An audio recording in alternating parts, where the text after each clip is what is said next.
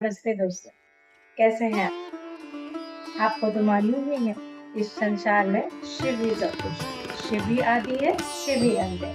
और जब जब इस धरती में हम शिव जी की चर्चा या बात करेंगे, भला हम लोग नंदी जी को कैसे भूल सकते हैं। आप सबने तो देखा ही होगा कि हर शिव जी के मंदिर के सामने नंदी जी जरूर स्थापित होते हैं।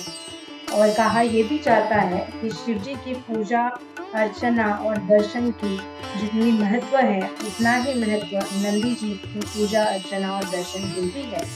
और कई तो भक्त ऐसे भी मानते हैं कि अगर कोई भक्त अपनी मनोकामनाएं नंदी जी के कानों में बताएं तो वो शिव जी तक जरूर पहुंचती है।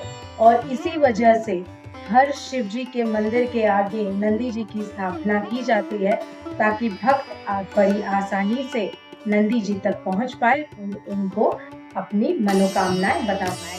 लेकिन क्या आपको मालूम है कि ऐसा क्यों है? चलिए जानते हैं आज के वीडियो में। लेकिन उससे पहले हमारे चैनल को सब्सक्राइब कर लीजिए। वीडियो अच्छा लगा तो लाइक करिएगा और कमेंट में हर हर महादेव तो जरूर लिखिएगा। चलिए बिना किसी देरी के वीडियो को आगे बढ़ाते हैं।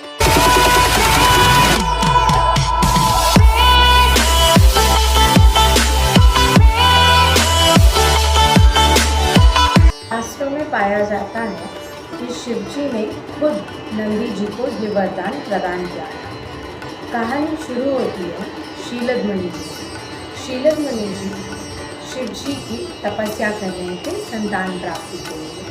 उनकी कठोर तपस्या से शिव जी प्रसन्न हुए और प्रकट होकर उनसे अपनी मनोकामनाएं पूछी। तो उन्होंने शिव जी से ये वरदान मांगा कि शिव जी मुझे एक गाय जैसा पुत्र चाहिए। शिव जी तथास्तु कह के चल दिए। उसके बाद उनके घर एक पुत्र जन्म लिया जिसका नाम रखा गया नंदी। और नंदी बिल्कुल गाय जैसे दिखते थे। हम सबको तो मालूम ही है इसके बारे में। तो नंदी जी जब बड़े हुए, उनको जब इसके बारे में ज्ञात हुआ कि शिव जी के वरदान से ही उनका जन्म हुआ है, तो वो मृत्यु को जय करने के लिए वन में तपस्या करने चले गए शिव जी की। शिव जी उनकी कठोर तपस्या से प्रसन्न हुए और आके उनसे पूछा कि उनका मनोकामना क्या है। तो उन्होंने शिव जी को कहा कि मैं मृत्यु से अमर होना चाहता हूँ। तो शिव जी ने उनको कहा कि ठीक है, कोई बात नहीं, तुम अमर होगे और मेरे तरफ से तुमको ये वरदान रहा कि तुम्हें मृत्यु कभी छू नहीं पाएगी। और उसके बाद वो शिव जी के साथ कैलाश चले गए और वो शिव जी के सेवा में अपने आप को नियुक्त चरणों में समर्पित कर दिए थे और कैलाश जाके शिव जी की सेवा करने लगे। लेकिन उसके कुछ दिनों बाद बड़े विनम्रता के साथ शीलद मुनि शिव जी के पास फिर आए और आके उन्होंने शिव जी से बड़े भय के साथ ये कहा कि शिव जी, जब मेरा कोई पुत्र नहीं था तब तो मुझे पिता की सुख प्राप्ति नहीं हो पा रही थी। अब आपके वरदान से नंदी मेरे घर जन्म लिया, मेरा पुत्र बना, लेकिन वो ज़्यादातर समय आप ही के पास रहता है, आप ही की जो है पूजा अर्चना कर रहा है, आप ही की सेवा कर रहा है, मुझे पिता सुख की प्राप्ति नहीं हुई। तो शिव जी ने फिर नंदी जी को बुलाया। नंदी जी को बुला के शिव जी ने ये आदेश दिया कि तुम्हें अपना पुत्र होने का धर्म भी निभाना पड़ेगा। और ऐसा कह के बड़े दुख के साथ उन्होंने शीलद के साथ जो है नंदी जी को अपने माता पिता के घर भेज दिया।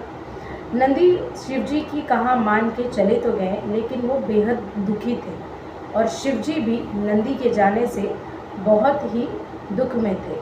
नंदी जाने के बाद खाना पीना छोड़ दिया था। उसके बाद उनके पिता से ये पुत्र की हालत देखी नहीं जा रही थी। उन्होंने फिर शिव जी के पास जाके प्रार्थना की कि शिव जी, नंदी खाना पीना छोड़ चुके हैं, आप कृपया नंदी जी को अपने पास रख लीजिए। दोबारा से नंदी जी शिव जी के शरण में आ गए कैलाश में।